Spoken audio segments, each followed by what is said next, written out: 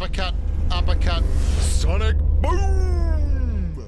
Well, g'day humans, I'm Bushkin. Today's video is all about PUBG mobile weapons combos. I want to talk about the pairing of certain weapons together to give you a loadout that can cover all the different engagements you're going to be running across in PUBG Mobile.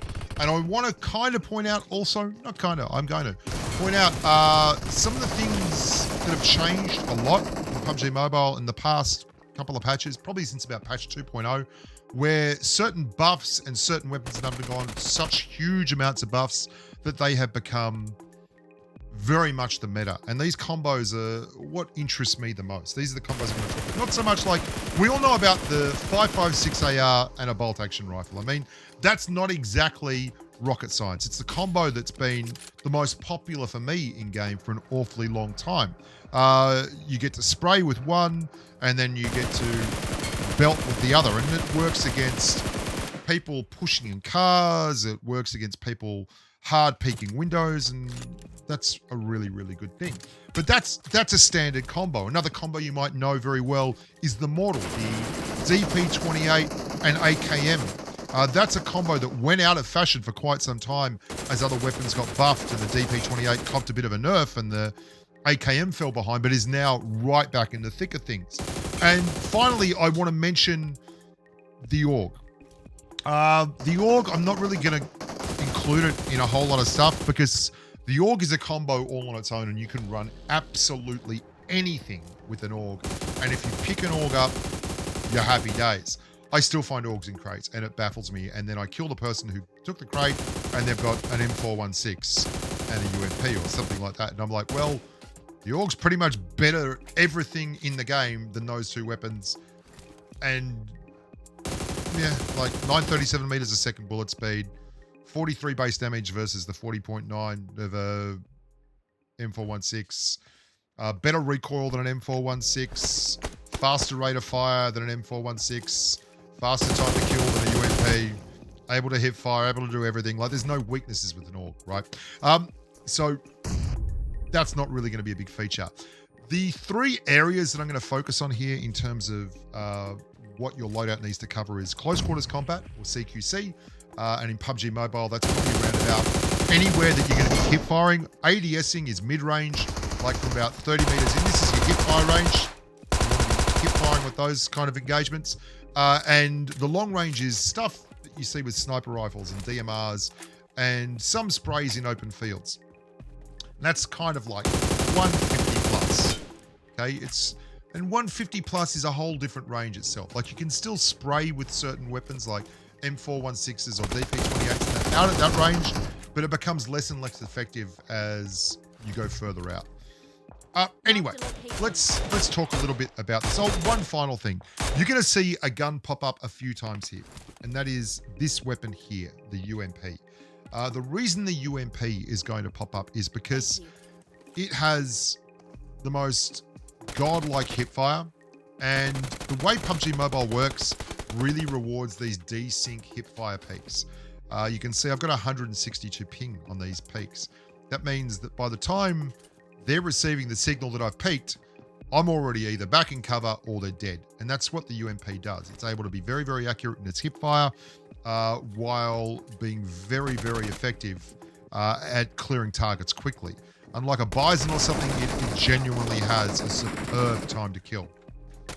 And without further ado, let's talk about one of my first combos that I think is coming into the meta here. That is the DP28 and the UMP. The DP28 has a proper heavy 47.9 base damage round. That means it gets the same kind of crazy headshot crap that the AKM gets, as you'll see in this clip.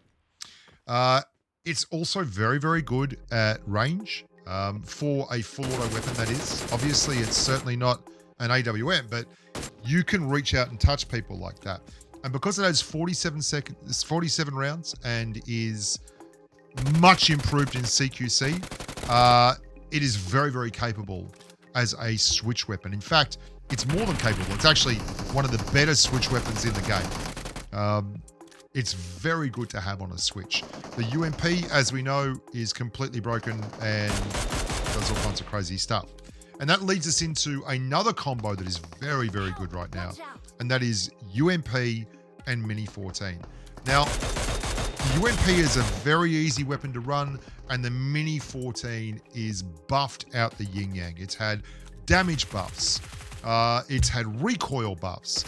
It's now at the point where you don't need to worry about the Mini 14 in nearly any situation, apart from possibly when you're fighting against sniper rifles. Now, another one that's big right now for me and has been in the past few patches is this loadout with SCAR-L and AKM. SCAR-L AKM was not the most populous of loadouts for a very long time because the AK fell behind some other weapons as buffs were landed out, and its damage remained stagnant, its rate of fire remained stagnant, and its recoil remained very average. The SCAR-L was very much considered the lesser of the two 5.56 ARs, the M416 and the SCAR-L that we could find on Erangel that were full autos. That's obviously changed now. The SCAR-L does more damage than the M416. The recoil is pretty much the same as an M416, and it's every bit the winner if you need. Like, if you need to spray, the SCAR-L is very, very capable of spraying. It's got that 5.56 AR bullet speed. It's got a better time to kill. It's a better CQC weapon, in my opinion, and overall is just a fantastic switch weapon. Like, it's a great primary weapon. I love the SCAR-L as a primary. If you're running the SCAR-L as your switch weapon, like it's your secondary CQC weapon, and you're running the AKM as the primary, you're kicking ass, because the AKM is now one of the most brilliant weapons to run as a primary slot weapon in the entire game. It's competitive with crate weapons. It's competitive with SMGs.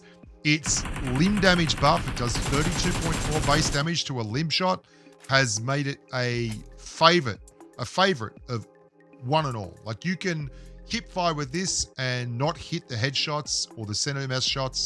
That's fine, because the leg shots are doing as much damage as you do to a level 3 vest, which is a lot of damage. This is funny because the old loadout that used to be run a lot by people was this gun here, the M762 and the M416, and I actually still love the M762. I don't know why. I do not know why the M762 works so well for me. I've given up trying to figure it out, but when I come up with a combo like this on a hot drop, it's a winner. Next up, we've got AKM Mini. This is a combo that would never have been run at any point in time. But the Mini, as you can see here, I've used this clip before, I apologize, but it just was so obvious. This combo gives you no weaknesses. Your CQC is brilliant with the AKM. Your ability to absolutely rip out big damage shots with the Mini 14. And this is a gun now that when you run the Mini, you can actually run the Mini and consistently beat people who have sniper rifles. Because the damage is now at the point where it's so strong and so competitive, and you can spam it so quickly, you can either wear them out on hard peaks and just take their helmet eventually, or you can just eat a shot that's not in your helmet and return with 2 or 3. The Mini's rate of fire and ability to sustain that rate of fire without losing the aim point is filthy. It's ridiculous. I would put the Mini down as one of the 2 most likely nerfs in upcoming patches. If the Mini doesn't get nerfed, I don't know what they're going to do, because it is in such a dangerous space right now. There is a lot of love for the Mini right now, and I understand that, and I'm not going to go in because this is not a Mini 14 review, but this is a combo that has no problems in CQC. It has no problems. Like, look at that. The AK, it's such a great gun, even though it doesn't have the hip fire of the UMP. If you're an ADS lover like I am, then the AKM is an absolute treasure. It's also surprisingly super effective in switches in mid-range. Like, you can use it almost like a 5.56 spray weapon. Finally, I want to talk about a loadout that is just filthy right now, and that is shotgun 5.56 AR. It can be an M416, it can be a ScarL. I prefer the ScarL because it gives me a little bit more punch. But if I was running a spray meta primarily, and I wanted to do prones, then I'd be running the 5.56 AR as the M416 because it doesn't have an animation kick on its first round. This loadout is something that I'm just terrified of. Like the DBS ScarL loadout. The amount of times I feel like I've won or I've got a squad wipe and the last member of the squad is running this freaking gun.